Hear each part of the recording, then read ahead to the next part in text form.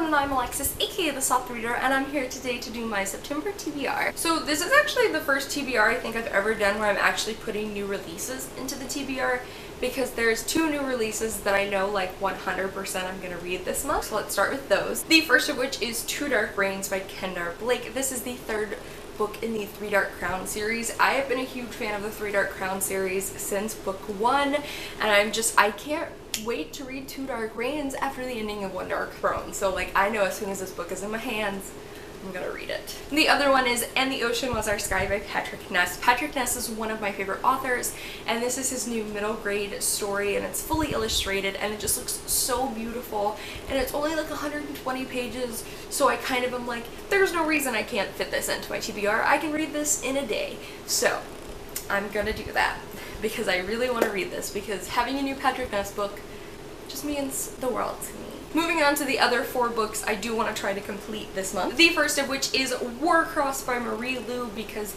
I cannot believe that I've let a new Marie Lu book sit on my shelf for over a year and I haven't read it yet, which is insane to me.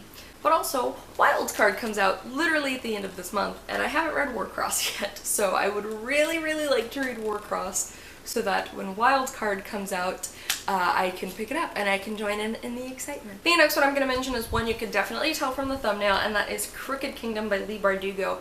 Also, I did not realize just how big this book was until I had it in my hands, but this book is massive. Wow. This book is huge.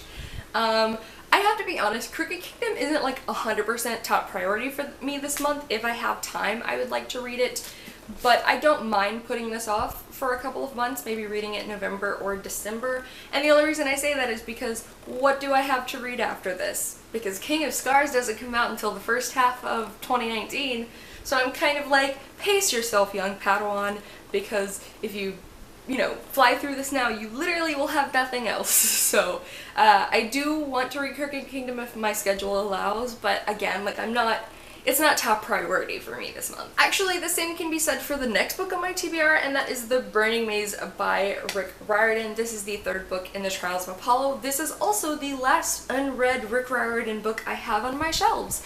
So literally, this is the last book I have to read by him. So like, in saying that, if I read this, what else do I have after that? And I've heard the cliffhanger in this is awful. Like, it tears your heart out. So a part of me is kind of like, if I get to it this month, great.